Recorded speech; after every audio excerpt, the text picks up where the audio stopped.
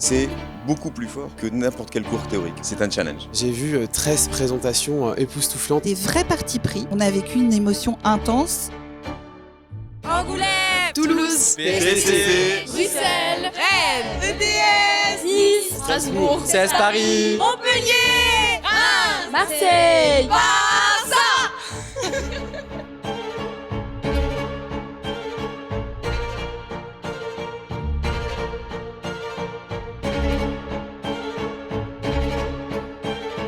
On se trouve à Reims, dans le campus Media School à Reims, qui est un très beau campus au centre de la ville. Reims, grande victorieuse de la compétition l'année dernière, organisée avec un super client qui était la Fédération nationale des sapeurs-pompiers de France. Media School Challenge, c'est comme l'Eurovision, c'est celui qui gagne qui est en charge d'organiser la compétition. L'objectif, c'était de choisir une marque qui était représentante aujourd'hui de ce qu'est la Champagne-Ardenne, de ce qu'est autour de la capitale rémoise. C'est la raison pour laquelle on a organisé ce challenge autour de petits bateaux fabricants qui donc trouve ses origines il y a 130 ans maintenant sur la très jolie ville de Troyes. On a lancé donc un challenge avec Media School pour que les étudiants se transforment en agence de communication pour notre marque Petit Bateau Fabricant. C'est une super opportunité professionnelle, sachant qu'on est tous les 5 en alternance. On est vraiment plongé au cœur du milieu de la communication tous les jours. Et de participer à un challenge comme ceci, c'est une consécration pour tout ce qu'on a fait depuis ces dernières années à Media School. Là, on s'est plus senti professionnel parce que c'était un cas concret. On devait croire en notre projet. On a vraiment pu se comporter comme une agence et faire une vraie recommandation stratégique à des vrais clients qui sont vraiment en recherche d'une stratégie de communication. C'est exactement la vie réelle. C'est une agence qu'on sollicite pour un cas réel, avec une problématique industrielle réelle. Et c'est ce qui s'est passé. Petit Bateau Fabricant leur a donné un brief. Elles se sont retrouvées face à un vrai client à débriefer et à expliquer leur stratégie de communication et leur stratégie marketing. Le fait qu'on soit devant des professionnels, il y avait pas mal de monde. On était sur une estrade avec des micros. Enfin, personnellement, j'avais jamais parlé avec un micro. Deuxième fois. On rentre dans la vie professionnelle dans quelques mois à peine. C'est une première belle expérience et on en retiendra du positif. Ça nous permettra aussi de nous améliorer pour le futur, tout simplement. On a vraiment pris en maturité, en professionnalisme. Enfin, moi, je me suis redécouvert. On a découvert le vrai travail d'agence et d'équipe. On a grandi vraiment. Ça a été un énorme défi. On avait fait des compétitions sur plutôt du B2C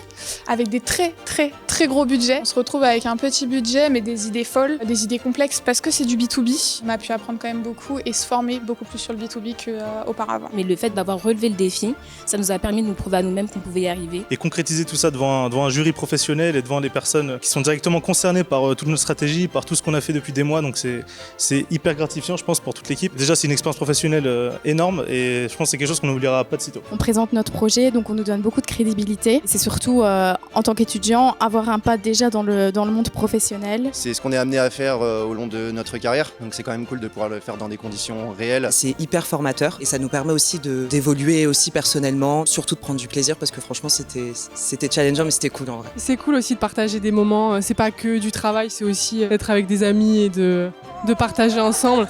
Je trouve que c'est un moment humain extrêmement important. On apprend à travailler ensemble pour gagner ensemble et perdre ensemble. D'un point de vue global, des étudiants avec beaucoup d'envie, beaucoup de motivation, un bel accompagnement aussi de leur coach professeur et puis des étudiants très professionnels, des vrais partis pris, des étudiants qui ne sont pas du tout déstabilisés par les questions, qui assument leurs choix, des choix très créatifs. Ce qui est extraordinaire, c'est que chacune des équipes a son angle particulier. C'est ça la créativité et c'est là où c'est très fort, c'est que sur le même sujet, on peut avoir des angles complètement différents. C'est extrêmement enthousiasmant de voir ça. Pour nous, ça a été une évidence, une très grande émotion. On achète, on signe, on appelle et on félicite Nice.